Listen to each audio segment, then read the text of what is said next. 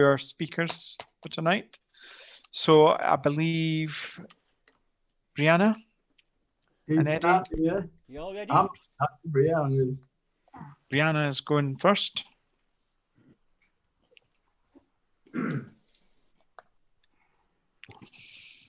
Right, we're gonna go.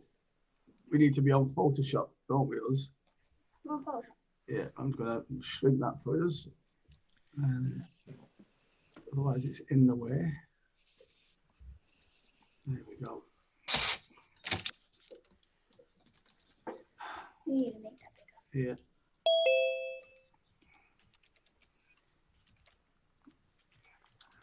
Can you all see that?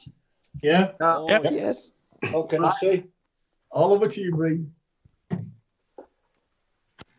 Hello, and thank you for letting me do this talk today. Today, I'm going to be showing you how I processed one of my pictures. So the one we're going to be doing today is Princess Brianna. You saw this picture before, but the only difference is since you've seen it, I've added a wall behind it. So this is the original picture I took out of Bridge. Bridge is where I rate my pictures, and the ones I like the most, I can use them. What score did you give them? I gave them out of like 2, 3, 4, and 5s. On this, I did a crop, and What did you open it with? What did you oh, open? I opened in Camera Raw, and I took the highlights down a bit. And on this one, I did some blemishes in my face, like here and here, and I took out some creases in the background. So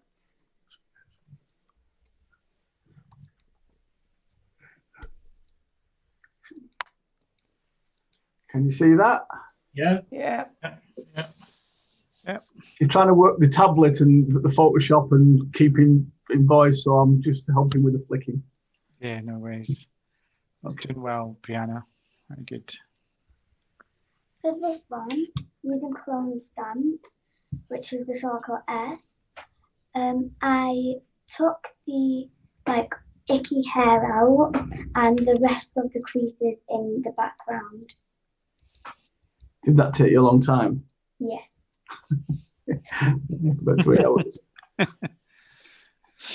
On this one, if you can see here, there's lots of highlights in the crown. So I put on multiply and I painted in some goldness into it.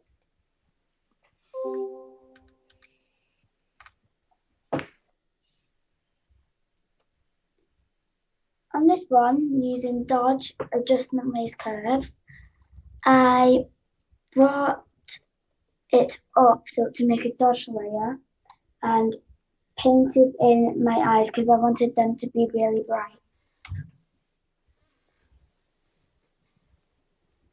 On this one, I did a merged visible stamp. Eddie has these actions for them, but he's not letting me use them. So I had to use Control-Shift-Alt-E to make the copy. And what does it do, that stamp? It copies all of my progress what I've done before. Then what did you do? On this layer as well, I added a multiply to my picture because I wanted more shadow in it. But again, I added a mask and took it out of my eyes Why did you take it out of the eyes? because I still wanted them to be bright. On this, I did another dodge layer and I did the highlights in my hair because I wanted them to be really bright. How did you do it? I followed the shape of them. Oh, what happened then? All right, go on. I followed the shape of them in, and I only did the light bits. On the same one, I did the shadows in the face here and neck and the dark bits in my hair. Why and did you do so that? To add more depth in my picture.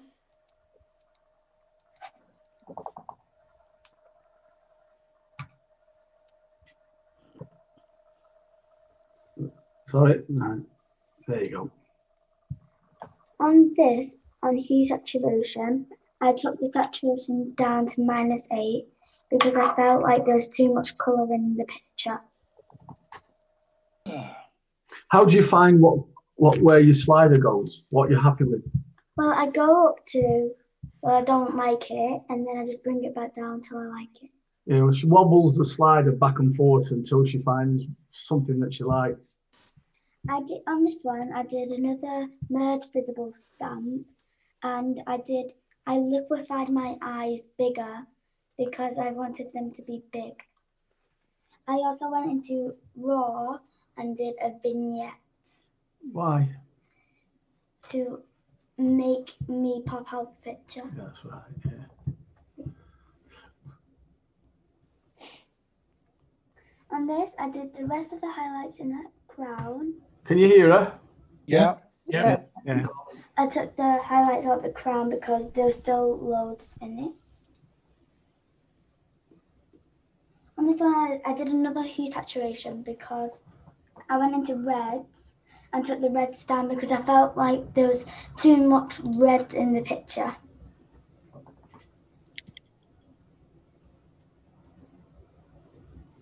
On this one, I added a texture over it. I did this a filter, stylized, and then oil paint. I added the texture over it, and then I added a mask on a black brush and brushed me out because I didn't want a texture over it. Why did you do it like that? Why did you put a texture on it like you did? Because I wanted it to make it like the picture a painterly picture.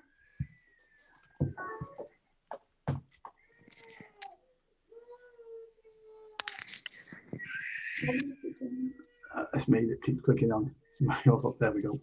On this, at the bottom here and here and here, it was too bright, so I just on multiply, I took the brightness out of it.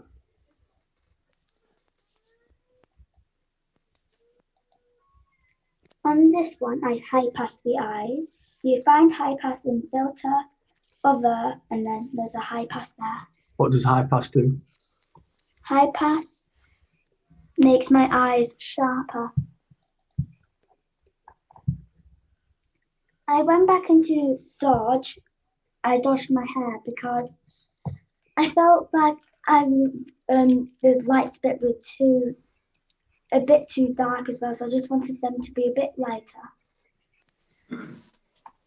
On this burn layer, I mostly worked on the face highlights and the neck highlights because there's a bit too much on my forehead, nose, and neck. On this one, this is where you didn't see it in a competition, but we darkened the sequins and added more of a bigger vignette using helium brush, which is J. On this one, I did brightness and contrast. I took the brightness up to 4% and the contrast down up to 7%. What's contrast do? Contrast makes my picture, the light bits lighter and the dark bits darker. Then I finished off with the curves and then I pulled it up. Yeah, this is where you tapped it with that pen. Don't worry about it. I used this slider and pulled it that way so it makes the picture brighter. Can you click off me? Yeah, I can click it off here. There you go. Alright. Right, this is the original Princess Brianna design set from that black dot, which I just done. But since then I've added a wall behind it.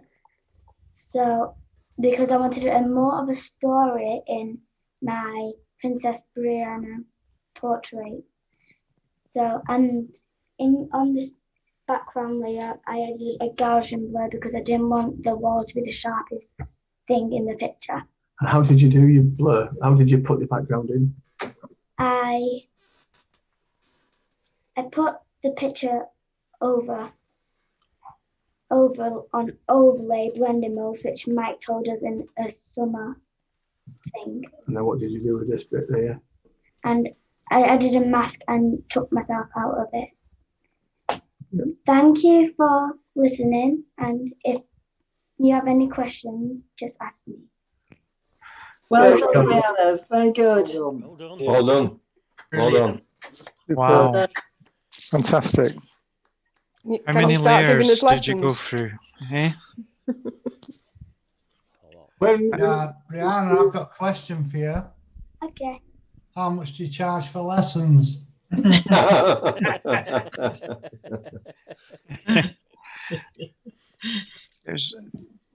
That was really good, Brianna. That was a great, Fantastic. showing us all the different layers and how you made it, and it's not just about, it's how you think about the picture and how you do that. Even I can't do some of the stuff that you've been doing because I'm just not an expert in it. So well done for showing us that, and I think a lot of us were amazed at how many layers there was there. So well done. Well I think done. a round of Yes. applause for Brianna for that. Well done, Brianna. I'd just say I admire your confidence as well. You Yeah. did a really nice talk there. Thank you. Brianna, Brilliant. I've got a question. You went really fast. Mm. Right early on, you talked about the multiply layer when you were dealing with your highlights. Can you explain that for me, please? Well, on the blending mode, there's a multiply. Yeah. I've added that too. she adds it, and Yeah. the word painting with it. Yeah, I painted it in, so it's not the full picture of this multiply. It's just the bits I painted in. Right. Okay. I'm gonna have a play later. Thank you. Just using a pen, you paint over, and then because it's multiply, it puts saturation high up, darkens it. Right. So it's a way of painting in Photoshop that she's been working at. And all that is done on tablet, by the way. Yeah, I have my tablet right here. Yes, she does it all in the tablet. And my pen. Wow. Brilliant. With it being left-handed, she was struggling to work the keyboard, and I don't know why that is, but since she started on the tablet, she found it a lot easier. Brianna, how do you visualize what you want your picture to be? How do you decide what you want? Well, me, Eddie, and Mike were looking through some books of what Eddie has as Rembrandt of old painters, and whilst we was looking, we found some good ideas, and I just visualized it off them. Good. Excellent. No, really good. Do you have a favourite tool that you use? Not really. Use all of them. All of them, apparently. Yeah, no. To be fair, the one she enjoys is when she comes to both the things where she's getting rid of her blemishes and the hairs. The reason for that, she takes sometimes hours, 2 hours, getting rid of blemishes and hairs. The ones she's done of Mike, she's had to really work on the hair and the creases, and that's a 2 hour. One part of the picture could take her 2 hours because, to be fair, she's 10. Like I thought, she messes up a lot. And what happens when you mess up? I restart. She restarts. Not goes back a little bit. She restarts on it, and people forget sometimes. By the end of a picture, she may have done 8 to 9 hours. Being seriously, some people don't spend 8 to 9 hours in 5 months on the pictures, and she's done that. Nice. At the start, I was sat right at the side of her watching and trying to help. These last few pictures, the last one she made, Brianna, I was cooking the tea, she just kept shouting me over every now and again, saying, what? And to be fair, you are pointing out one or two little things, but she's understanding the tools. She does a dodge and burn now in curves. I'm not letting her use the actions I've made, so she gets used to what keys is. And now she just, as Mike was here when he was watching her, she just starts bum bum bum, and she's got all the shortcuts sorted. She has worked hard to get where she is. Yeah, I'm impressed. She's a perfectionist. Mm. Yeah, she works hard. Nothing wrong with Good. that. It's a compliment. And as Mike will tell you, during the photo shoots now, she has a lot to say. Why?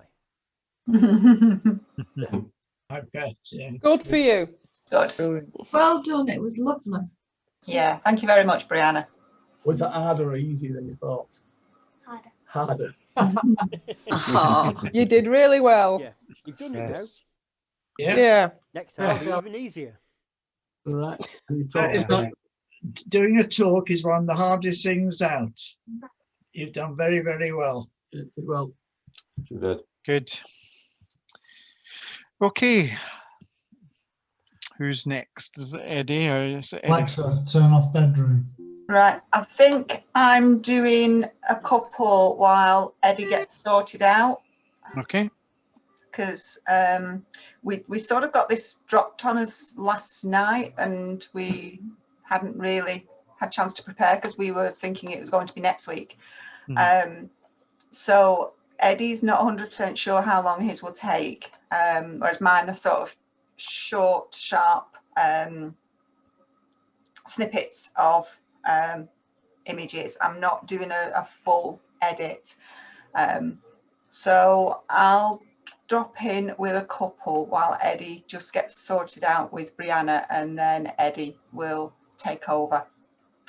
Okay. So Thank you. you just share the screen. Eddie, do you want to give it, are you ready now, or do you want to? You're on mute, Eddie. no, I'm sorted now. All right, okay. I've got the dog miles away from Bree and caged in, and he's all right with it these days, but you might have to make sure. Yeah, I'm Right, you go. right. Here we go. Start that. Yes. Telling me what to do already. Look at it. You'll regret it. Share screen. There we go. Yeah. Right, you have to, like I said, you have to give us 2 minutes. I thought I was going to get a little bit longer, and 1 second, I've got my sheet out because I've got a lot of things to talk about. Oh dear. Oh no.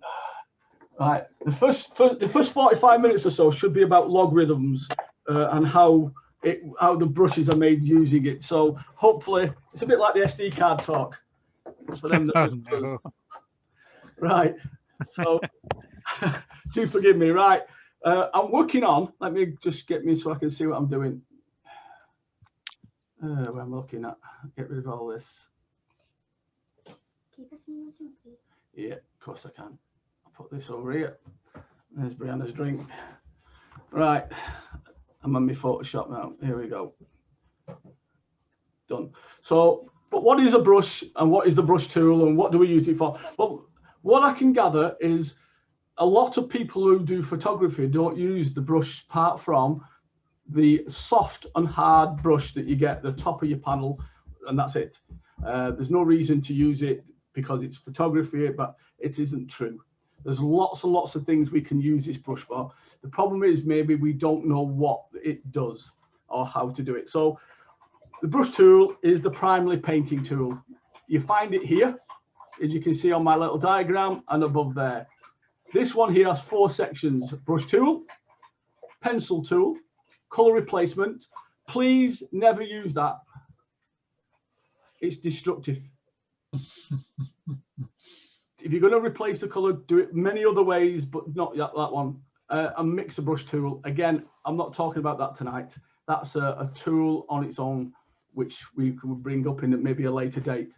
So generally today is all about the brush tool there, and what it does and what you can do with it and how you can do different things with it. It may be I'm talking to people who are well versed in this, so I do apologize because I am starting from the very, very basics, and maybe the one or two who yet don't know what it does and how to do stuff with at the start, that will get us to where we're going.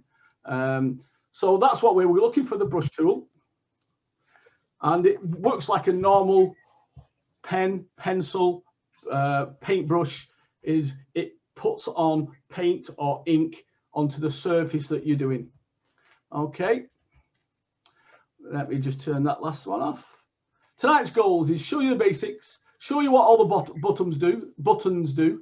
Now I do have a problem at the moment, Mike, is I've got this mute, stop video and all that right at the top of my screen where I'm going to need to get into my Photoshop. How do I get rid of it? Oh, I drag it. I've done it, sorry. There we go. Right. By the end of tonight's talk, we're going to look what most of these buttons and sliders and bars do. Hopefully we'll have made 2 or 3 brushes that you'll be able to use in your own pictures, and we'll show you what various things do, like I said at the top. And there's a lot of stuff up there that at first I didn't know what they did, and I've had to play with them and find different ways of working. So here we go. Going to move up. We're going to go to this thing here. This is where basically the brush tool is. Can you see that, where I'm making little circles? Hello? Yes. Yeah. Okay. No, we can't see anything, Eddie. Oh, good. Well, that was the end of the talk, and thank you very much. Right. Over to you, Wendy. Right, here we go. Let's move on. Let's move on here. Anyway, so we get this panel. This is a panel that we all get. I'll just, as you can see, you've got all these brushes here where my thing is. They are brushes that you've used last. So you can go back to them quite easily, different sizes and stuff. This slider here gives you your brush's hardness. So let me get up to where I'm up to, top panel. I can get rid of all that now. And I can go into the top panel. So we're going to make our first brush today to show you what this top panel does. So we've got a circle thing here with 2 dots and an arrow. But that gives us the angle of how we've got the brushes. So we start off, have I got a brush on? Let's turn it on there. There we go. That's what I've made earlier. But we're going to start off with this one now. So I've got my normal default brush, which is there and in there, which I've got from that. So it's that one there, as you can see. And if I left click, I can then alter how the brush looks. And if you can see here, up there, there's an angle thing, which shows you what angle you've got your brush at, that bit there. And that's this. As I turn it around, you can see it changes. And now what happens if I just flatten it a bit? There we go. See that? Now, just a couple of shortcuts here. B gets you your brush. Yep. Got that? Yep. So B gives you brush, and then the bracket keys make your brush bigger and smaller. The square brackets. Square brackets, that's right. Then, if you use your arrow key, you can twist it round. There you go. So we're in there, and we've got that. We've picked up a size, we pick up as a hardness. Then we're going to go across to this plus sign to start off with. By pressing the plus sign, we get that. And that will save our brush. So there we go, the first brush of the night. Okay, so that now is in my panel. And as you can see, it's there in blue. And that will be saved now until I get rid of it. And it gives me that kind of brush. Okay, right, now next bit. We're going to go across. Oh, sorry, we've got to go into this bit here, the cog. If you have a look at this, this gives us new brush presets, which opens up a panel we'll talk about in a minute. And groups, you can actually group your brushes now. You can put them into groups. So if you made a load of soft brushes, put them in. If you made a load of chain brushes, you can make a group for your chain brushes. So you can do that now. You can rename them, you can delete them. But these four here is what I'm going to talk about. First of all is your brush name. If you have a look there, soft round brush. Turn it off, no brush name. Again. If no sound, I won't put anything. Babes, it's the G. Right. Next one is your brush stroke. So again, turn it off. Turn it on. It shows you what the brush will look like if you move it across your screen. Yep. Next one. Sorry about this. Your brush tip. That's this thing at the end. Basically what the tip of the brush looks like before you actually move it or any other sets. And then this other one, any additional presets. If you go here, there's a picture of a brush. That tells you it's a brush. Because some brushes can be used as cloning brushes. Some use as a mixer brush and various other things. The other thing is a color. When I put on before, if we have a go into that, can you see? Include color. So whatever color I had it on when I made the brush, it includes that color. So that's what the colors are here. So let's just cancel that. So that's what this little panel here does. Did somebody shout? Yeah, edit. I was just going to say, what happens if you don't have the colour added? Well, then I mean, even with the colour added, you can add it in with normal colours as you do normally. You just pick up your colours from your swatch. It just, for some people, it can save time if they have a brush that, for instance, if you did a cloud brush and you wanted it all grey all the time, a certain grey, so when you put it down, you're not worried about what it's set. You can set your own colours for that, and especially if you can actually do dual colors with it, so it helps save that in that panel. But we're going to talk about that in a little later on. Then we move across. We've got that shows you where your presets are. This is this panel that's just dropped down. We'll talk about that in a little while, because that is how you make all these fancy brushes. Now we go to mode. They're based on the modes that you get in your blending layer. Generally they do something other different things with being a brush. I'm going to first talk about is your normal layer. Your normal layers does as it says on the tin, it paints. So I'm going to just come out to that brush we've just done and go into that one there. So shrink my brush. So it's a normal layer, it paints. Let's get a nice color as well. There we go. So it paints. Oh, yellow would help. It paints, as you can see. Just does it as you want to do it. Oh, there we go. Then we go to dissolve. Dissolve adds noise to the edge of your brush. So can you see? It actually gives you noise on your brush. It gives it a furry look. Yeah. Okay. Then if you go to behind, I like this. So let's get another color. On the same layer, it paints behind what you've painted. For adding light maybe to something, you know, a different color, whatever you're doing, but it paints behind what you've already painted. The last bit, which is quite good, is clear. All right, I'm going to just go backwards a little bit. Open, and then go back to that one there. And show you something. So if I get a brush like one I made earlier, in fact, instead of rolling down, just close it off. I made these chain brushes earlier. We're going to be doing making a chain, make it big. So if you've got it on clear, once you've actually done there, what you would normally have to do if you was erasing it would take a brush and take it all out. Now, by using the clear, it actually uses the brush that you have just made into the eraser brush. I missed it a bit, but that's the idea of it. Because some brushes, especially if it's like clouds and or ones with lots of different areas, could be a nightmare to actually rub out. But this one does it for you, so it does it that way.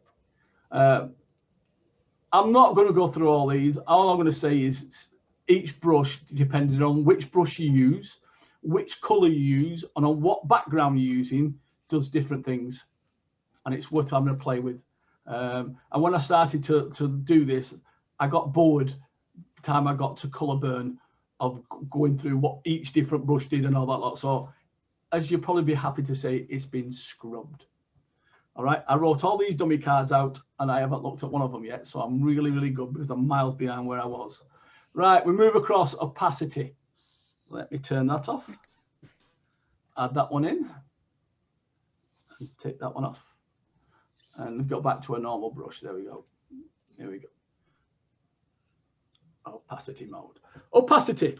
If you have 100 opacity, that means you put the full amount of paint on your canvas. 50%, 10% paint. Okay, so that's what that does. You can not go over or make it bigger, thicker, the paint with a single brush stroke. So if I move the opacity down to, let's have a look, 20%, and I'm going to use yellow again. So 20%, one brush stroke, and it hasn't done anything. Why hasn't it not done anything? What have I done wrong, Mike? You're on clear. I'm on clear. I'm on clear. There we go. So there we go. Let's go back. I should be on normal, opacity clear. So I go down. Then what I have to do then is I have to build it up by doing lots of different clicks and brush stroke to get it to the 100%. I think that's a nightmare personally. So I tend to leave in mine, and again, other people might do it different, or probably do it different. I keep the opacity generally at 100, and I work on flow. Because flow, when I actually use my flow one, if I go down one, and then I go up, all I'm doing is going up and down, and each time it puts a layer on without me having to repress. At the moment, I'm using my mouse. I normally use the tablet and a pen now, and you find it a lot easier to work on. But flow, I get a chance to paint with flow. You don't really with opacity. So I can put it on as little or as much as I need to. Got that? Good. It's all quiet. Yeah. Right, I'll take them off. It's not because we've gone to sleep, because you'd know, because we'd be snoring. Right. Yes, go on, Bree. Do you know on your blending mode? Yeah. Do you have the same as like up there? The blending modes are generally the same as up here, yes, generally. But because you're painting with it, it depends on the brush you're using and the texture of the background and stuff. So it does change a little bit to how it works when you're actually doing it on your layers mode. Mathematics are the same. But it does change it, doesn't it, Mike, because of the dynamics of the brush. Eddie, where did you get your swatches up from? Windows. Oh, Windows, right. Swatches. Thank you. Okay. Yeah. This set of Photoshop is a bit mean on what they give you. You have to actually go looking for them. So you can go in and on a lot of them, color, styles, patterns, and you can go in and just add the legacy, and it gives you them all back. Some of them are not great. Some of them are very, very good. I like to have the tools so I can use them than not have them so I can't use them. So I tend to have a lot up. It just takes a little bit longer for Photoshop to load up. Matter of 20 seconds, 30 seconds, but it's easy enough done. I'm going to put that back to 100. This one here is for the pen. With the pen, you can use your own pressure, pressing hard down. I've got it turned off because it keeps going. I think it's because I'm on here on it, but that's there. So you can press down hard with the pen, and you get what you get. If you press down light, it's like having a pencil. You shade where you press down hard, you're going to get a darker shade. So it's just really like drawing in real life. This here basically gives you a build-up of ink, just like you would if you were using a spray brush. Again, really handy with using a pen. It helps you spread out the shading and stuff. That is on and off depending on what I'm doing. Again, the secret to it is play with it. Right, I'm going to get rid of all that now and go to me smoothing. Right, smoothing. And let me get rid of, oh, it's a nightmare this. Let me get rid of that. Right, where to find it? Well, first of all, you have to turn it on. And you do that by going into your presets. F5 there, and you have to click it there, smoothing. Can you see that? So F5 is what we do, and smoothing is what gives us there. So I'll just take that back off F5 again. There we go. And what smoothing does, it does a few things here. First of all, you have to add your percentage. So I'm going to go to 100%. And then we go into this cog here, and it gives you these. Keep adjust for zoom on. So what that does, it basically tells your computer, your Photoshop, that when you zoom in or zoom out, it keeps the same settings that you've got in the smoothing side. And then we've got, first of all, we'll put pull string mode. And when you do this, let me go to my smoothing, click on there. You get to smoothing. Let's turn that off. There we go. I want that off. That's it. When I get that, I got my dot, and as I start to drag, nothing's happening until you get that circle. And what that does now, it allows me to draw a real smooth. Let me go and set it up small there. We go that way. Let's go back a bit. And when we're going, there we go, there. Right. So I can do smoother transitions and lines, but what it is good for, is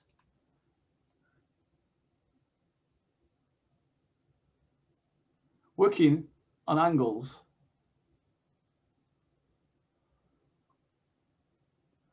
Yep. So you've got that. And the bigger your percentage is bigger as that line is and the circle is. You shrink that and your line gets smaller. Can you see? Yeah. Yeah. So that's what your percentage is. I don't like that one, be honest.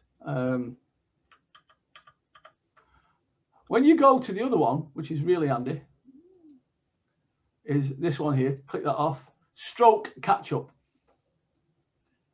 I like this one. It does give you a smoother transition. I'm going to just change brushes here because I made a brush. It's in this lot. I made this one. Tapered edge brush. I like this. So what this does now is, again, it gives me a smoother line. And again, you follow the line, see? I made a tapered end, so you can get some nice writing with this, which we was going to do in a little while, but you can get a real smooth stroke with it.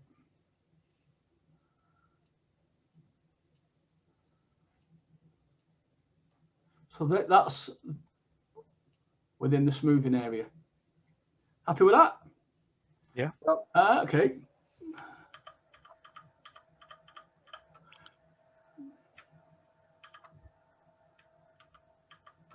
Good. Right, last one. This is one I'm definitely not keen on. Catch-up stroke. So what this one does, you draw a line, and when you stop, well, actually, it won't do it on that brush. Let me change my brush. Get that one. When you stop, it catches it up. It takes a little while to get used to that, by the way, but that's what that does. Why would you want it to do that? I don't have a clue. I'm just telling you what the tool does. I do use that one. I really do like using that one. It gives you a fluid, smooth drawing, a lot better than if you do it without, even with a pen. So it's a handy tool to use, the smoothing. I found it out because when I got the tablet and I was looking into what the tablet's settings should be and all that lot, there was a little tutorial on the smoothing tool. So that was quite handy, that. But again, if you're doing any drawing and things like that, then it's really, really handy. Right, the next one, get rid of all that smoothing off. Top panel off. My symmetry tool, this little butterfly. Right, this is great. This, I love this. Let me click it on. It's not the smoothing I want to click on, is it? It's the symmetry one. Right, we're going to go for the vertical one. So first of all, when you click on it, you get this list of all things that it does. So we're going to go first of all with the vertical one. And once you do this, it's basically you're creating a path. Paths are there. See, it's give me this one. Oh, let me get rid of that dual axis afterwards. Just a little warning. Do not use the delete key when you're in paths. You will delete a layer. It doesn't delete the path. To delete the path, you have to drag it. You have to drag it down and put it in the bin. And because I'm done what I've done, for some reason I haven't got a path, but it doesn't matter anyway. It's hidden at the bottom of the screen. So when you get this, it always asks you, is this in the place you want it? So you either have to tick it off and say yes, or you can stretch it out and you get, that's bloody things in way. You get what you want and where you want it. So I like that. So what does it do? What does this do? So when you get yourself your pen brush, and then it's handy if you wanted to design. I tell you what, it reminds me of spirograph. I'm trying to build up the excitement of you, and you're all thinking, what does it do? So watch it. Start here. All right. Why have I not? That's why, because I'm not ticked on. There we go.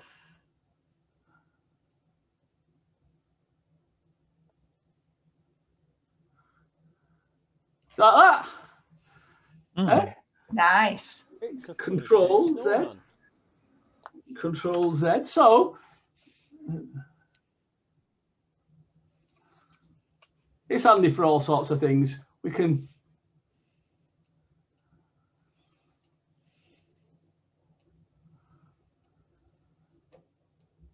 remember Spike from my talk I did. Yes. In the summer. I like Spike. He's a good mate of mine. Isn't that big? I haven't done Mike. I said Spike.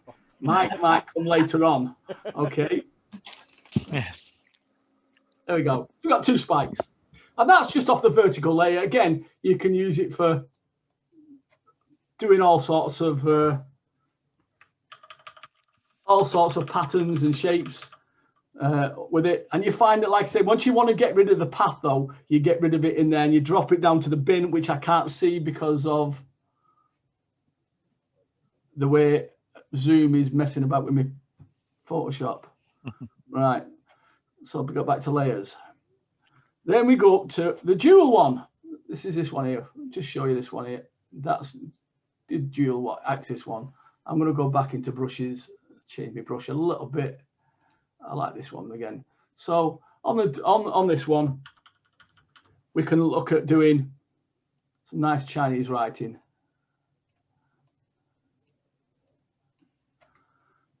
You can get all sorts of patterns radiating out from it. Whatever you want. So,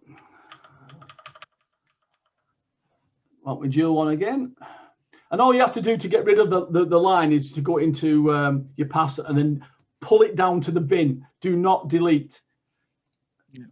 Do not delete. That is the big one. Because if you do, you'll delete your layer. Right, so here we go.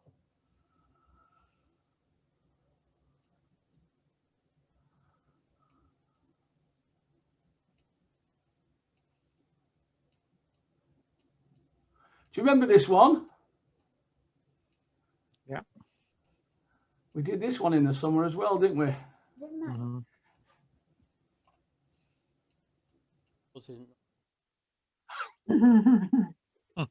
It is in the picture I did of you. Well, again, you can use these for Control D, Control D. We can Control Z. We can use these for making spirograph types of images. Right, I'm going to just change my brush again just to have the effect you'll get.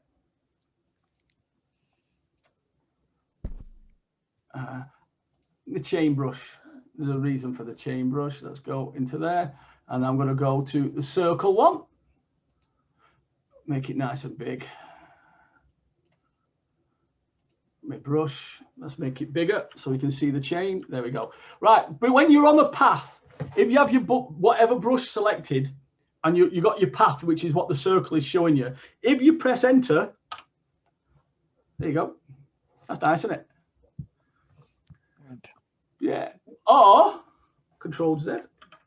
Or you might want to be a bit more creative.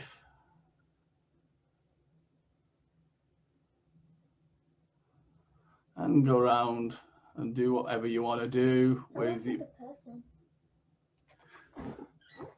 there you go. Right, Control Z again. Let me get rid of all this lot. Right, one more on this symmetry. This spider one. There's my spider one. I like this. Radial blur, this mandala blur. I use radial. I like this one. Put it up to 12. I'm going to go into a nice brush. Let me get myself a nice brush. That one to start with. There we go. Make it a little bit smaller. There we, right. What color should I use? Grey.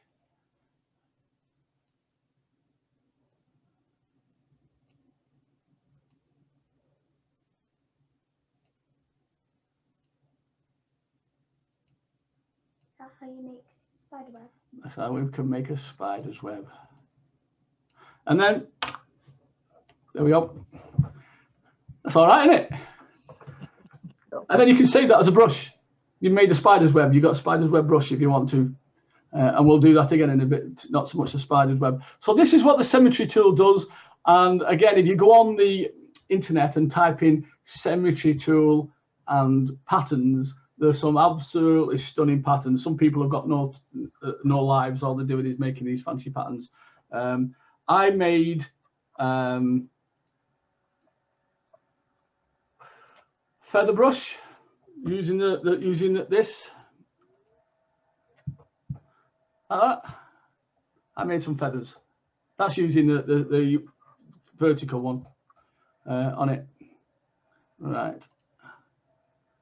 So we've gone all the way across, and now we're going to look at how we do our own brushes. Okay.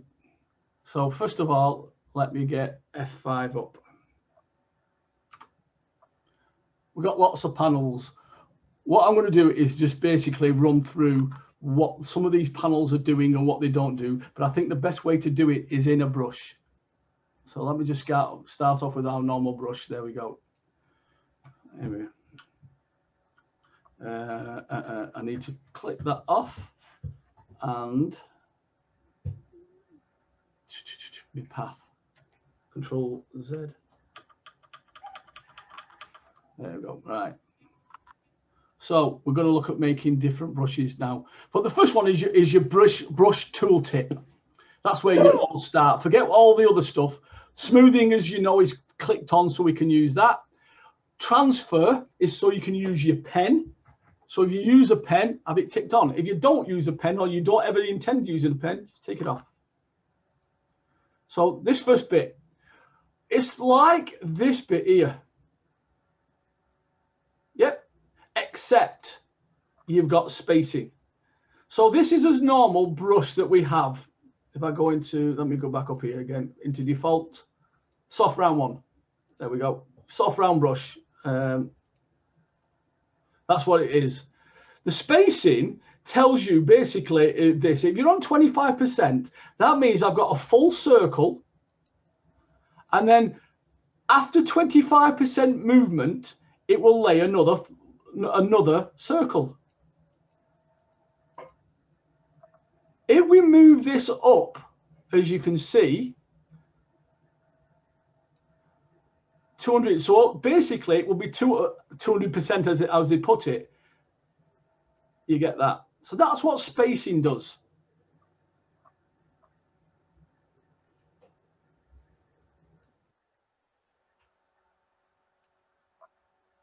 And that's just normal with a brush. Now, just one more little warning, big one.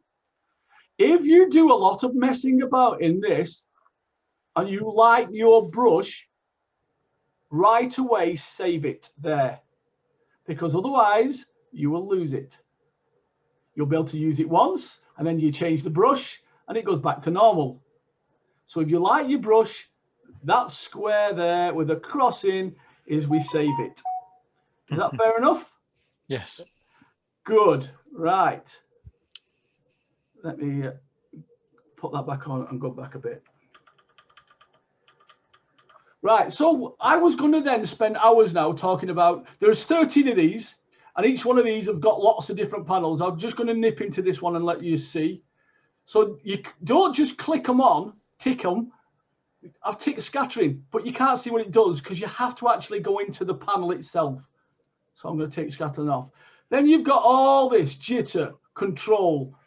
That will happen depending on what you do on here. That will happen depending on what you do on here. Same with these. And I thought, by the time I get round of all this, you are going to be asleep.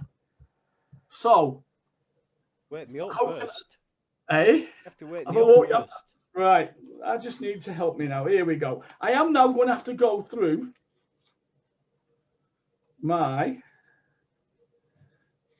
dummy cards because I can't remember exactly how I did half of these.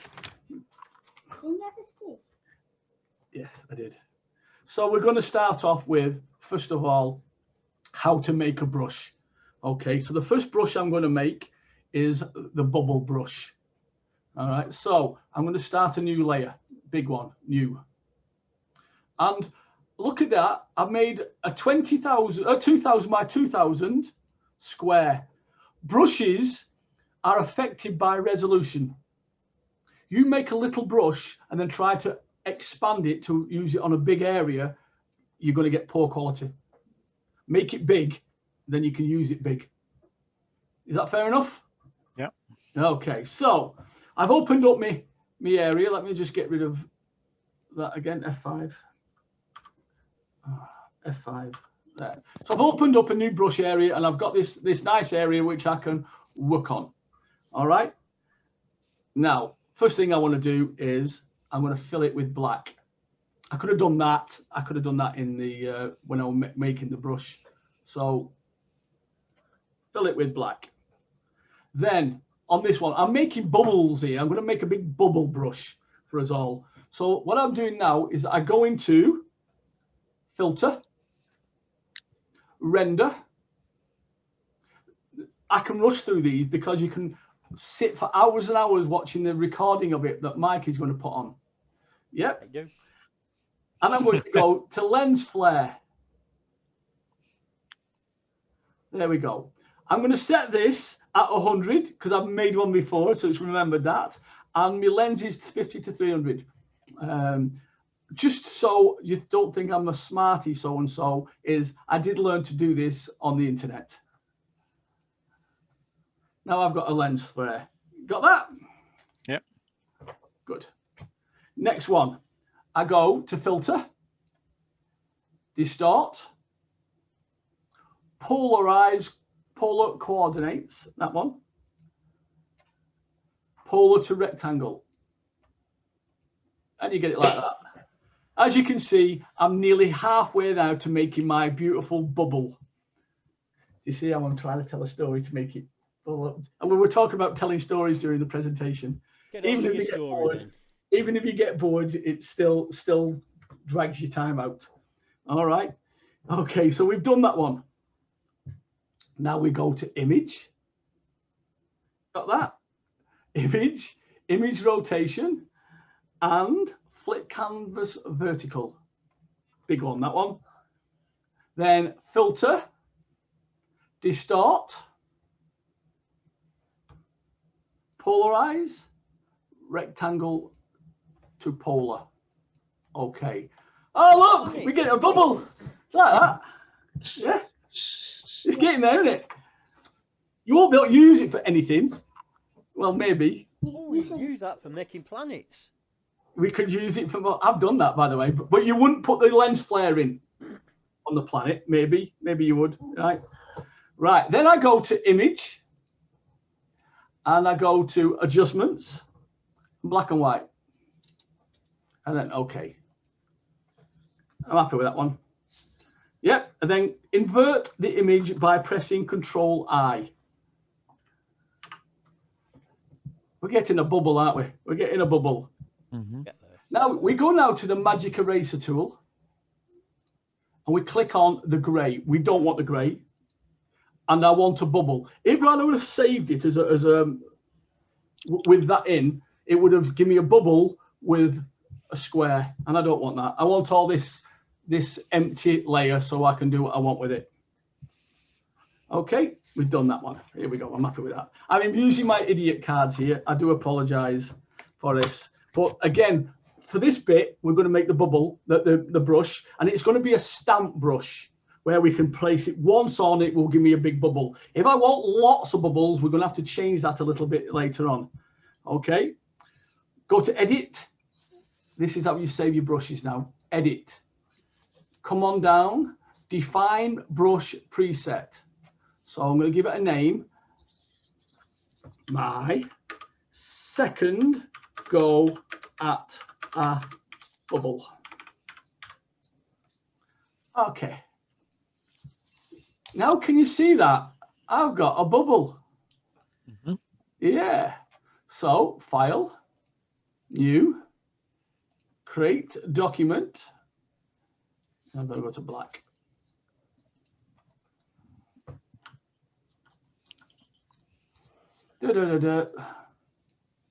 And it's on black, that's why I didn't do it. There we go. I've got a bubble. A nice, beautiful bubble. You got that? Beautiful. Yes. Yes. So it's quite easy. It's quite easy. Right. So the problem I've got now is, that's not good, is it? That's not good at all. So I'm going to have to change that. I'm going to have to change that. So here we go. I open up I've got my brush. I'm going to open up my panel again. And first section, go to brush tip shapes. And I'm going to make this 125. Why 125? Because it said so on the tutorial.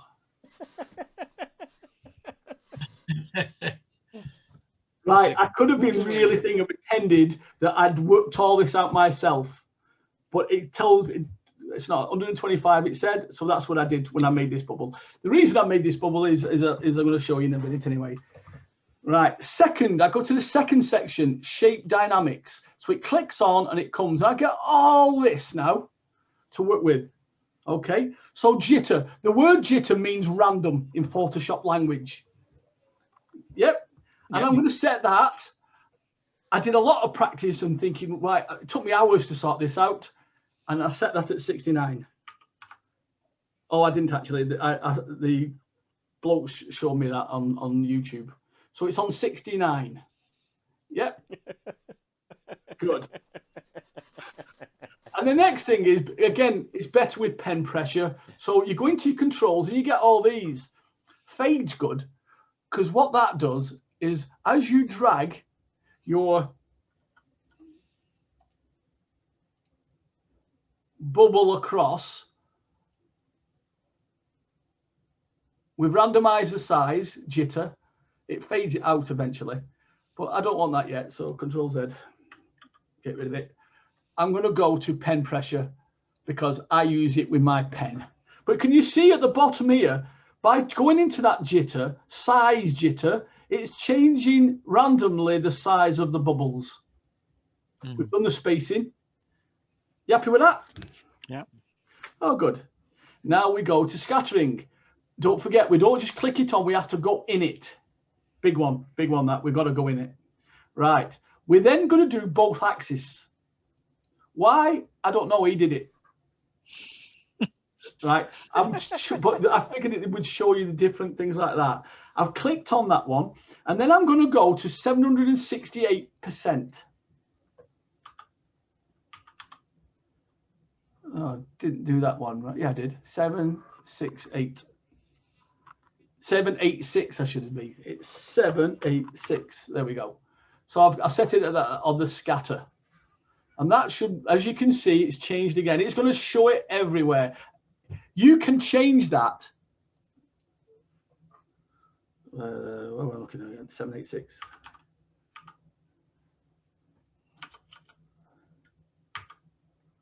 You can change that depending on what you want to do with the brush and how you want it to scatter.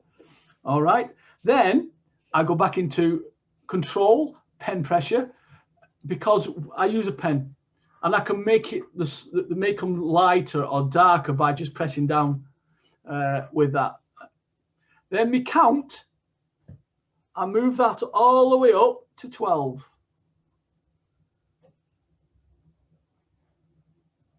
Lots of bubbles. Lots of bubbles. And then me count jitter, 47%. I've got lots more. Again, they're randomly placing them everywhere. And then I'm going back into pen pressure again. Right, now I go into the transfer section. Transfer section is basically that. It's about the pen. Okay, and I'm going to do the opacity jitter at 27% because it will give me that when I press down, it gives me 20% hardness, and when I'm pressing down, the flow would be at 20%, 22%. Again, we're not arguing. And then what I have to do is I have to go and save it, and it gives me that, including color. I'm going to take that one out, cancel. If I wanted to add color, it comes down, color dynamics, and you can put 2 and 3 background and foreground colors in.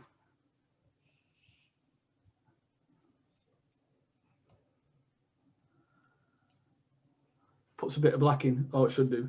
Control D, Control Z. Right, here we go. But I'm not doing that one yet. I don't want no color in it. Right.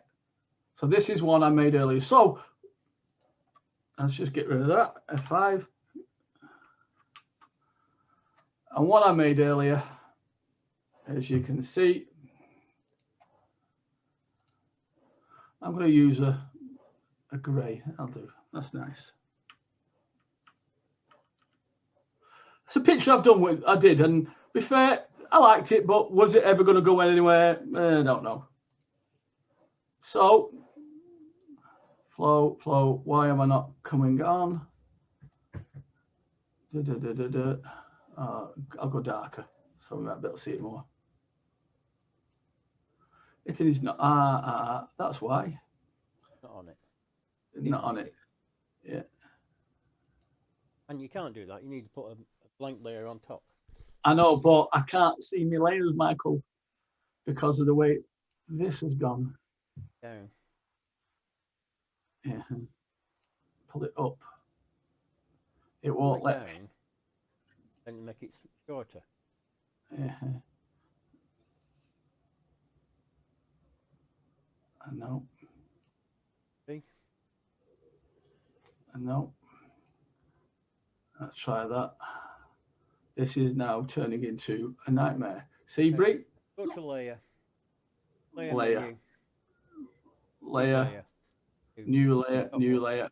New layer. New layer. New layer. New. There we go. Okay. There we go. Let's put that back over there. Absolute nightmare. So there we go. We've got this one. Putting Brianna in a bubble. There we go. I've got a bubble. And then I'm going to go to the ones where I did all the scattering with, as you can see here. It should be in here. And now it's there. It is. It's up here. There we go. There. And then just had some layers around her. There we go. So all we did there, just recap on that, F5. All we've done there is go into a few of these settings. Secret is playing them. Texture.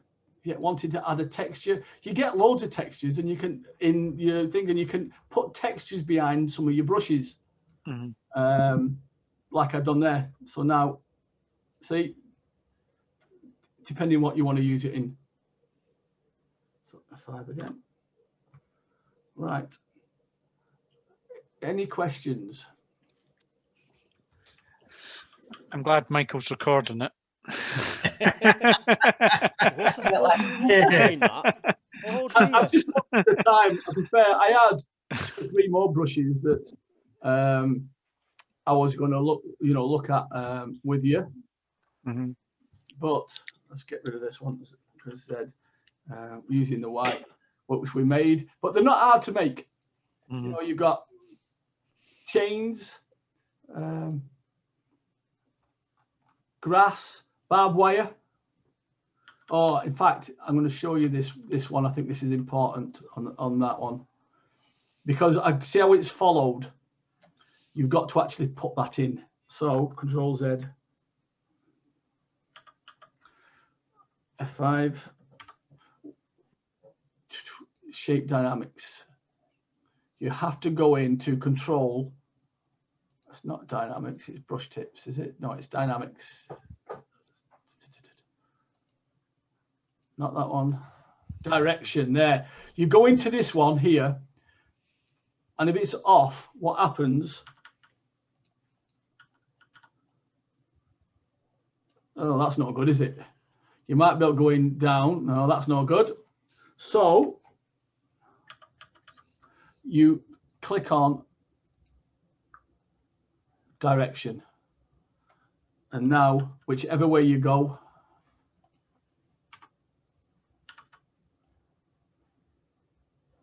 you get it. Yeah. Okay? Yeah. Yes. Right. Very good, Eddie. Thank you. I'm now trying to find, oh, stop share would help. Stop share. Now I can see you all again. I'm sorry if it wasn't the best tutorial in the world.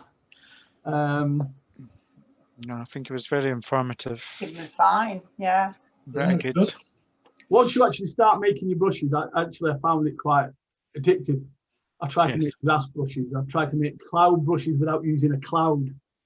Mm-hmm. You know, and for mist, I actually think it's better. Yeah. Now I've done it, I go, there's other ways you can go into brushes that are already presets for you. Yeah. Go across, go into the panel and see what each brush does and how they've done it. Look at the tool tips. Some of them have like 5 or 6 little dots in a tool, and then by adding all the other stuff, they've made this one where you can drag across and you get nice fancy lines and stuff. You can make it do anything. Eddie, do you have time to show how to do mist? Mist? The mist brush is basically a soft brush. Let me go back in. Yeah, let me just get it set up. Yeah, thank you. Okay. I was just thinking about a break, guys. Do we want to have a break or? Yeah. Because obviously we'll do a 10-minute break and then. What I'll do is I'll put something together and put it on Facebook. Yeah. Yeah. Brilliant. Yeah, Thank you. That's great, Eddie. Yeah. Thank you. All right, we'll have a 10-minute break and we'll come back at 5 to 9. Yeah. Yeah. Okay. 10 minutes. Okay. Thanks, Eddie. Well, Thanks, Eddie. Oh, good, mate. It's crisp. Both. Thank you. That was very good. If you. Well, I now know what I'm doing my 2 weeks holiday at the end of March. I've been sat, because I've not got Photoshop, but I've got Affinity. I've been sat here going, right, well, I found the correct section in the book, so now I know what to look for, because just looking in the book doesn't mean so much, but I understand it a bit more now. And then I was just like, oh, and there's tutorials online for Affinity, so I need to look at them. And then obviously Eddie's going, oh, you can rewatch this. And then like he's going to put them in place. I was like, right, I think I'm going to be spending my my annual leave sorting out brushing. Yes, I did have a look at Affinity, and if you go into the more advanced bits of Affinity, pretty much everything that you can do in Photoshop, you can do in Affinity. Yeah, it's all very, very similar. Very similar. There's a lot of presets and confusion in Affinity, but if you ignore those and just go straight to layers and get on with it, it's pretty much the same as Photoshop. But all these concepts will work in Affinity, and most of the techniques will work almost exactly. Even some of the keystrokes will work the same. Yeah, I found a lot of things are pretty identical. It looks like they've built it on Photoshop, but changed a few things.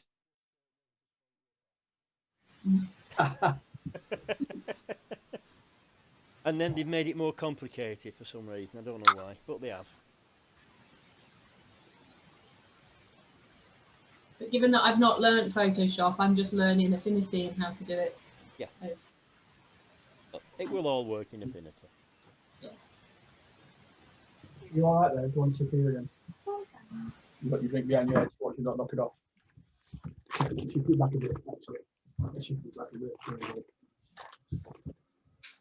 That one. Okay. Now, can everybody see that screen? Yeah. Yeah. So my thought was just to take you through some quick fixes that might help or might jog your thought process in terms of how you can use curves. And you can actually edit a full image just using curves if you wanted to. I have seen that done, and I do use curves quite a lot. So this first one was just, she's right up against the background, and on this one you might want to show some sort of a separation. You're not going to get a blurred background unless you use a Gaussian blur, and that's probably not going to look brilliant. So what I did on this one was, and you've got various ways that you can use or bring up a curves layer. You can do it from either up here, new adjustment layer and curves, and it will bring you up a slightly different box where you can give your curves layer a name from here. You can clip it, you can never given it a colour, to be honest, so I'm not quite sure what that would do, or you can give it a mode. So I won't go through these. Each group of these does a slightly different thing. The main ones that I tend to use are overlay or soft light. Multiply will multiply all of your darker pixels and will make your image look slightly darker. Some of them are quite interesting. And you can also set an opacity at this level as well. Or you can just bring it up from down here, which is curves, which just brings you up with your curves box. So what I want to do is try and separate the model from the background slightly. So all I am going to do is darken the background in the mid-tones, bring up the blacks slightly. I think that's what I did on that one. Then you mask it off the subject. Hang on a minute. I'm getting Eddie's problem now, all my screen's mashed up.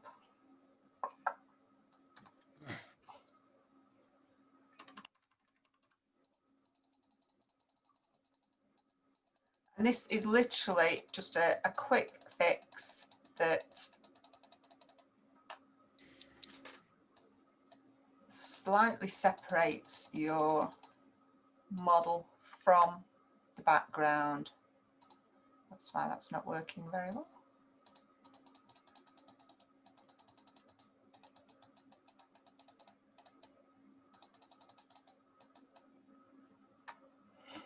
So it went from there to,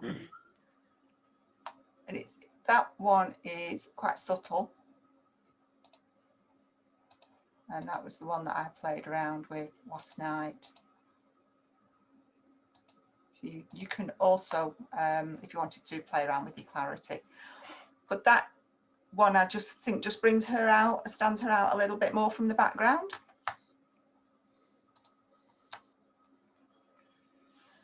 So my next one was looking at backlight. This isn't a brilliant image, but I actually didn't have one that was showing backlight very well. So I thought I'll pick it out from here. And it's where you want to highlight the backlight on your image. So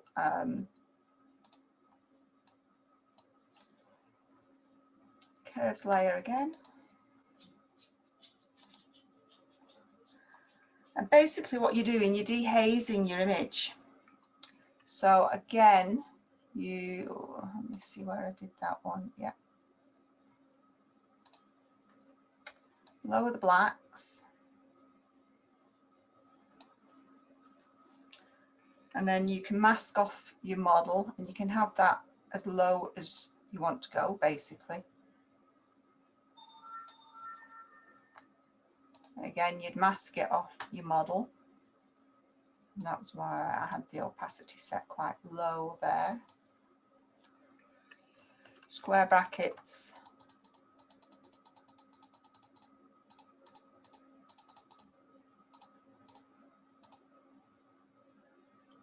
And then you can go into the same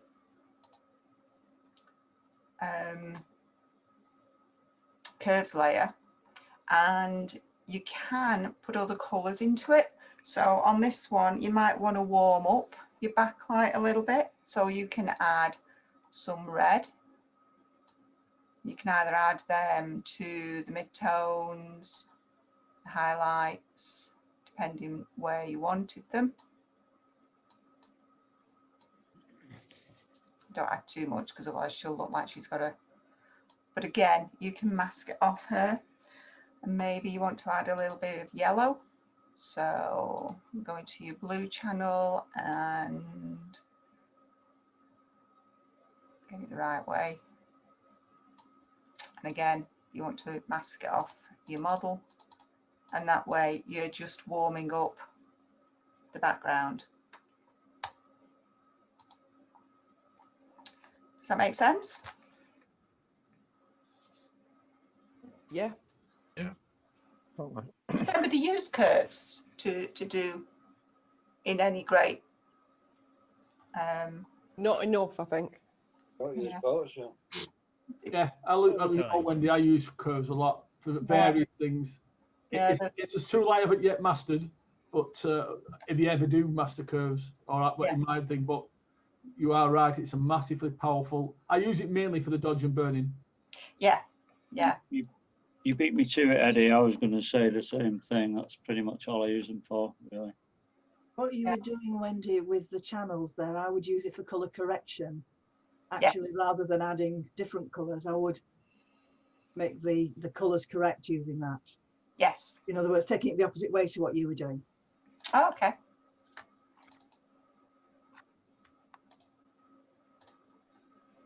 So I take that down. Well, if you've got too much red in, you take the red down. down. Yes, you take that down if you've got too much red. Yeah. Yeah. Yeah, I don't think I did one using curves to do the colour correction, but yes, you can do it with that one. You do the dodge and burn almost the same, would you? Then? Yes, yes. Dodge and burn. Which image did I do that one with? I could do it with this one. So the dodge and burn, it depends on, let's just make this so that I can see it all, sorry, because my edge is coming off. That's better. Let's see what the other images are that I've got. Ooh. Right. So all I would do if I was dodging and burning, and it does depend on, because you can dodge and burn in the colour as well as just to darken or lighten in black and white, if that makes sense. So what I tend to do is do a dark layer and name that one burn layer, and then do a lighter one. Hang on a minute, I've done that one wrong because I didn't invert that. That's better.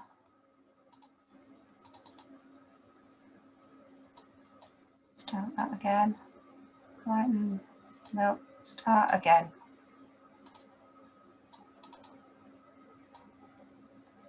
That's better.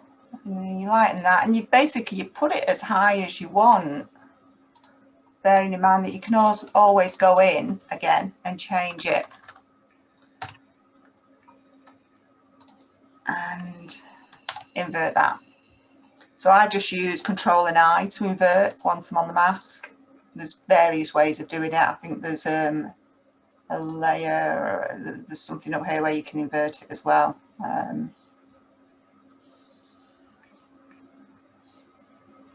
Yeah, I'm not sure where because I just use the keyboard shortcut. And then if I wanted to highlight somewhere, make sure that you're on white down here. The dress is too bright, yeah. Yeah, so you'd want to burn that. Check your opacity. If you really want to make it show, then yes, you do that. I'm obviously doing that totally wrong so that you can see the difference. And then the dodge is where you... Wendy, put your opacity to 100 and use your flow. And drop your flow down. And that's it. Paint with your flow. Right, yeah. Yeah. Because otherwise all you've done is you put your dodge layer at 30% opacity. So you're never ever going to get up there. Right, yeah. Okay. So basically that's how you can do your dodge and burn. I think the other way that I'd started to do it was, and you by all means tell me if this is, no, I'm not going to show you because I'm not sure. I'm going to confuse you. I'm going to ignore that. Ignore that bit.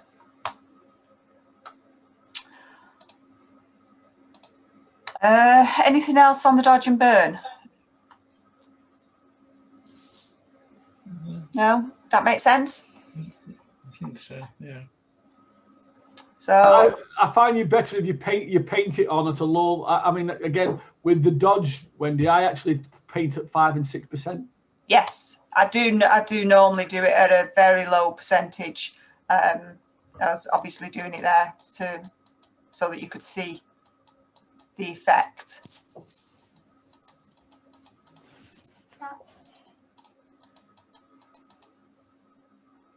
You dodge and you burn.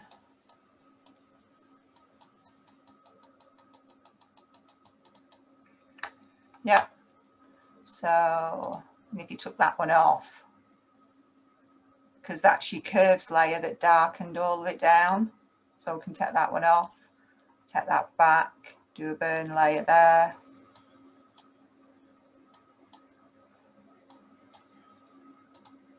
Then do your dodge.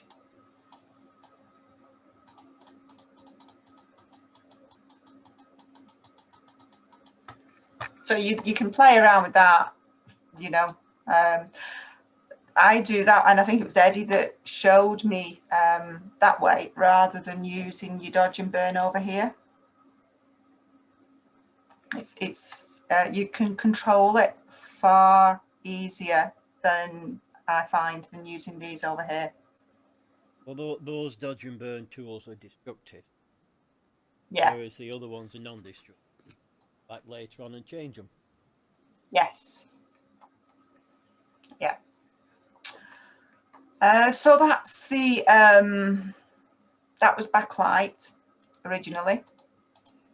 So that was just trying to highlight, bringing out a backlight, or if you had an image that's got a backlight that you wanted to exaggerate a little bit more, or wasn't showing as much as you wanted it to show, then this is one method that you can use. And likewise, if you didn't want it to show as much, you would do the opposite then. Yes. Yeah. Yeah. I just find layers, curves to be so easy to use, to do something with, because you literally, you bring up your curve and then you mask it on or off, depending what you want to do. On this one, this was literally just brightening the faces. So I brought up the curve layer, changed it in the mid-tones, and I'm assuming, sorry, that everybody knows that that's your mid-tones, that's your highlights, and that's your lowlights down here. So you can also adjust your blacks there and there. That's why it's not showing, sorry. So that takes your blacks up.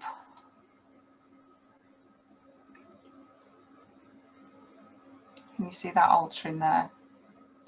So Mike or Christine can tell you what it's actually doing to your blacks. It's called buggering it up. Yay. I use this one mainly to flatten the blacks, and then put a bit more contrast in, depending what I'm doing. But you don't want to mess it up too much, because yes, it looks a mess if you do too far.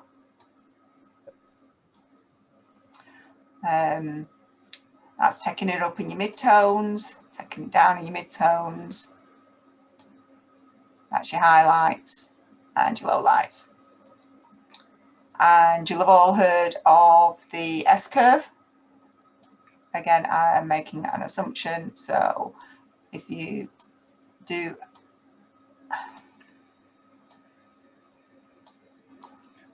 that's not a very good S. That's better.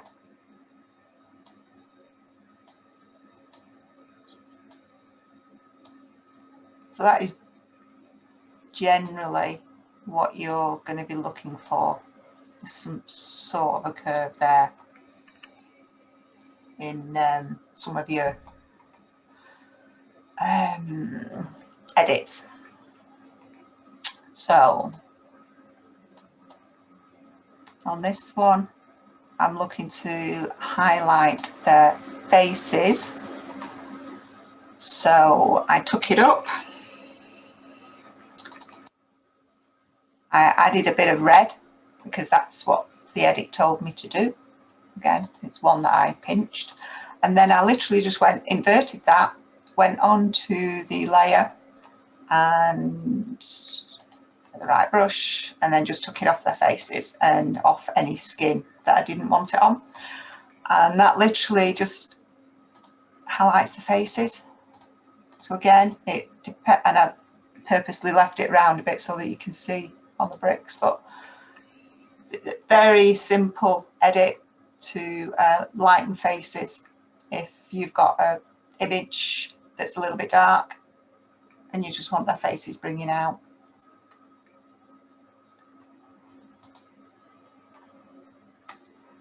So this is one. Cute.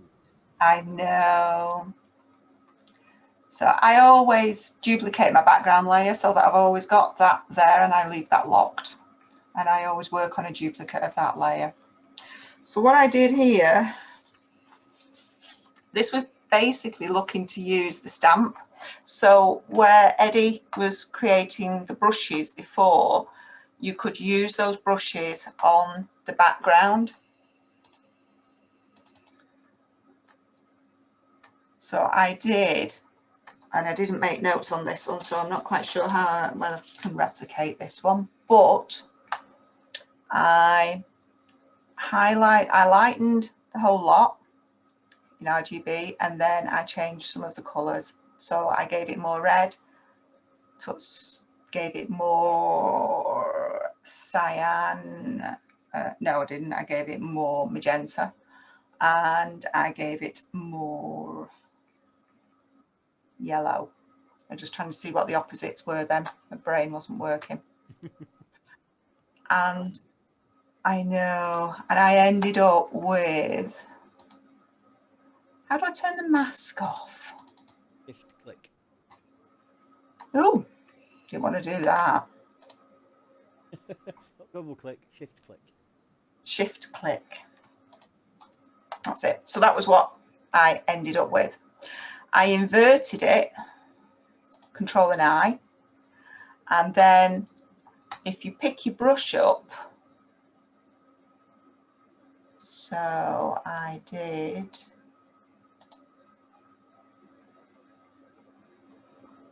see one that's going to stick out. I know what I'll do.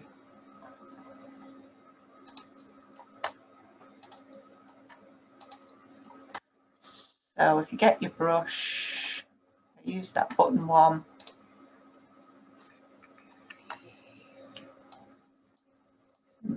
Flow back up. Very faint, that one. Oh. But you can stamp through on your background because you've literally changed the background through your curves layer. Does that work? Does that make sense? No? Yes, see what you're doing.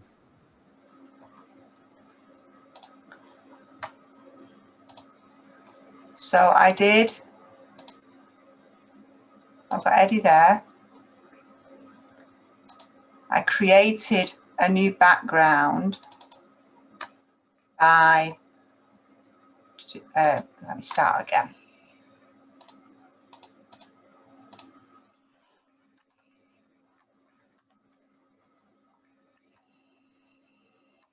So you create curves layer. In the RGB channel, you up it. Then depending upon what colour you want your background to be. So if I wanted it to be red, I would add red. In the green channel, I would take it down because the opposite of green is your magenta. In the blue channel, I would take it down because it's adding yellow. I don't want blue, so it's adding the yellow. Then you Control and I to invert it. So that's taking it off Eddie and off the background. So what you're doing now is stamping through to get the colour that's behind.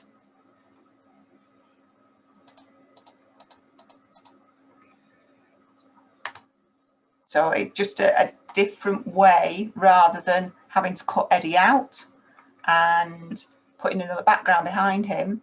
That's just an easy way of changing the background colour. Yeah? It's very disconcerting, people not talking back.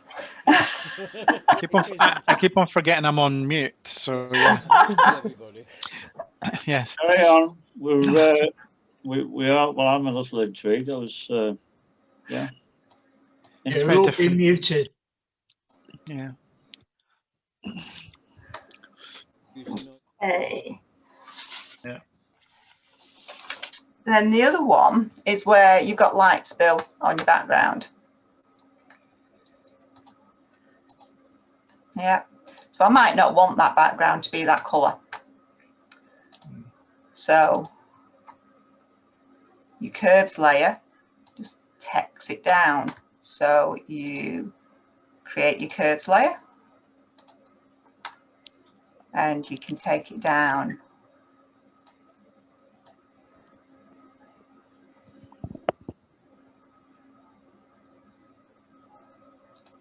there. And then you want to invert it. So Control and I. No, you don't. Telling a lie. I don't want to invert that. What I want to do is mask it off her.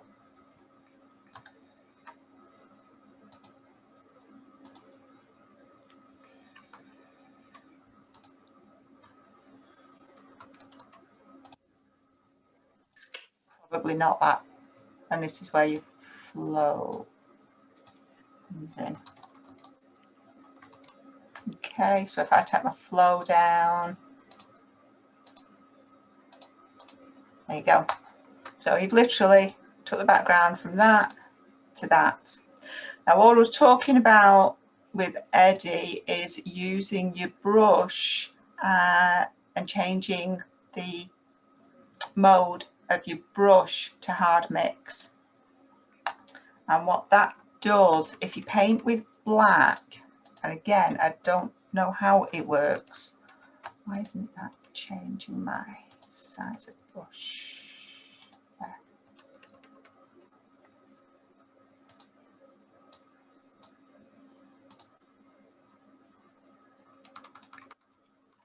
But if you paint with hard mix with a black brush, why is it?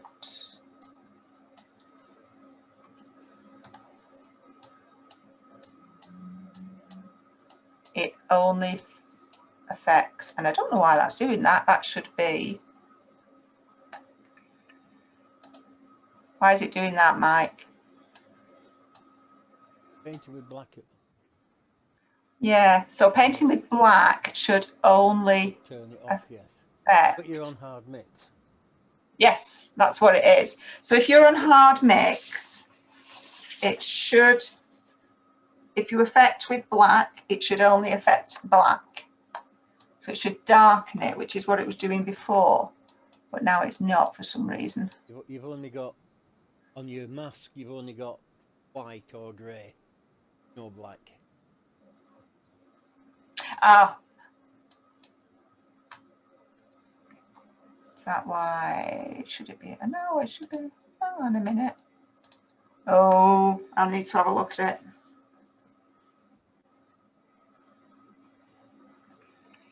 Well, we definitely get the idea, Wendy, of Yeah, the background. It's definitely let me something. find properly for you, because I only came across it yesterday. Yeah, the blending modes on the paintbrushes can really drive you around the bend, because Yeah, it never quite seems to do what you want it to. no, it was working before. That's Yeah. what's annoying. It's if you're on hard mix and you paint with black, it only affects the opacity. Oh, I might have had the opacity too high. So it will only affect the dark pixels. If you paint with white, it only affects the brighter. There you go. So that's working. So let me do that again.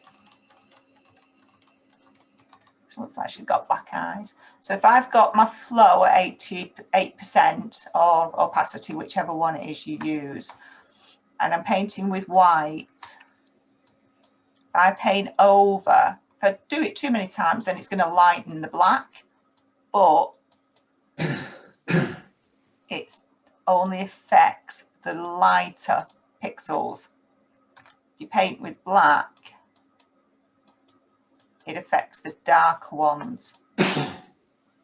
So it helps when you are cutting something out, for example, and you're wanting to do just the background.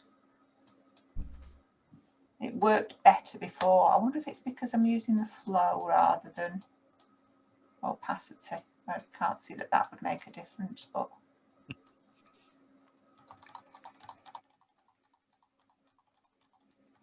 it might be something worth having a play with.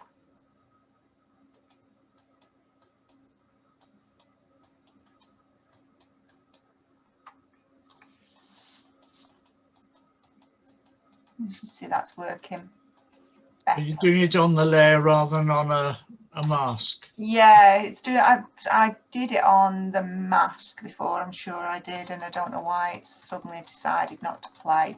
I might have.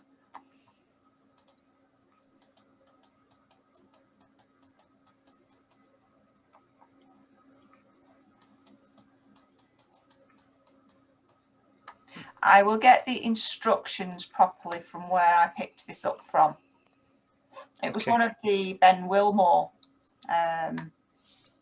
videos on Creative Live that I picked it up from. So I will get that. Yeah. But it was well worth. It definitely worked before, so I'm doing something wrong. We're nearly finished.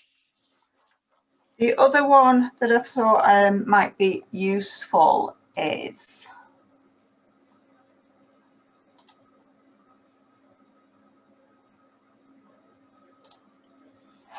this was a quick one that I did from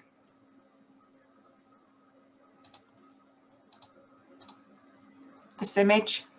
So I wanted it to look like it was nighttime.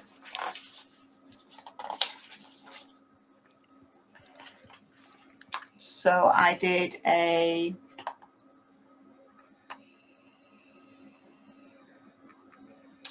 this through filters. This wasn't done through curves. So I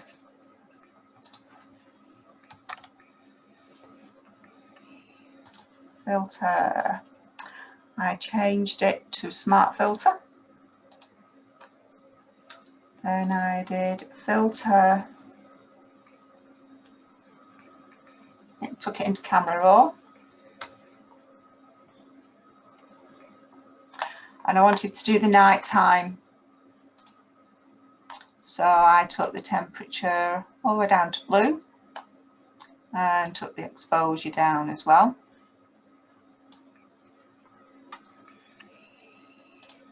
So that was my layer one. I did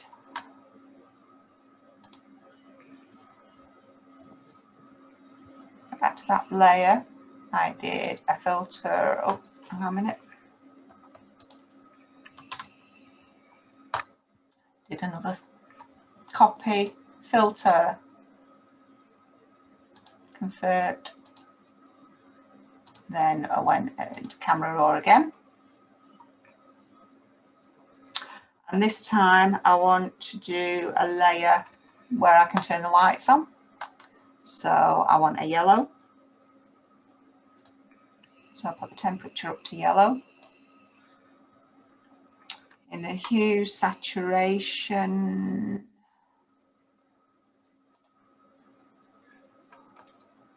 I might want a bit of red. You want to put the orange, you might want to put the yellow. And again, you can go back in and play with these again. You might want to add a bit of clarity.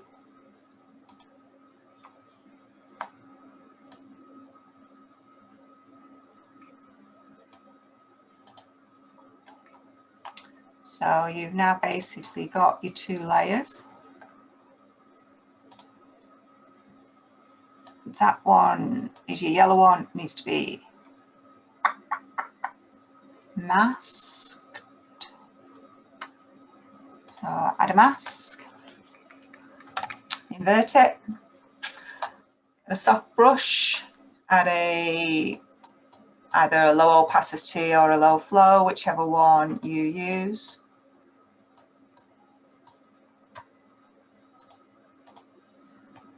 Make sure you've got a white brush.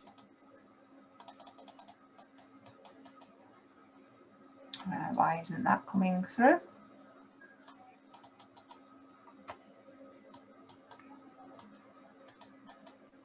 That's it. You're still on the hard mix. Oh, thank you.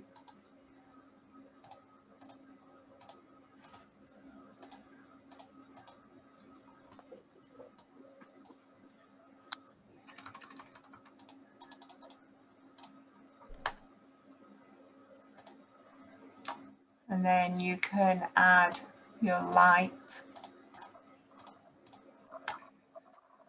And that's basically how I turned it from night to day. Very simple way of doing it. So they're the ones that I did last night, playing around with it. So I just thought that was a really simple way of turning it from black to white. Yeah. We were talking earlier about the legacy brushes. So again, for all of these, if you go to, I think it's in there. Oh, where did I see them before? They've gone. If you search for it, you've got your legacy brushes, you have got your gradient tools, you've also got legacy gradient tools as well. I pulled them over last night. And you've got all different, all of these are all of the gradients that have been taken out of the basic, the download that Photoshop now do. So you need to go in and get them if you want them again. Yeah. Okay. Okay. Thank you very much, Wendy. Thank you. This is just really just to show you how you can use layers, use curves, layers. There's so many different ways of doing stuff. You all know that. So it's however you feel more comfortable doing them. But like curves are just so easy to use. Yeah. It's practicing. Thank you, Wendy. That was good. Thank you very much, Wendy. Thank you, Wendy. Well done, Wendy. Thank you. It's an eye opener. It's good. I'm glad it was useful. Very nice. Okay. That's great. I'll stop sharing now, don't I? Yeah. How do I stop sharing? View options at the top. Stop share. There you go. Yeah. Okay. Well, what an interesting evening of different techniques and brushes and everything else. So I'll look forward to the recording, Mike, so I can go back and have a look at all the things that didn't make sense to me. but thanks you again for everybody that helped tonight, Brianna, Eddie and Wendy. A round of applause for them, all three of them, I think. Thank you very much. Good. Okay.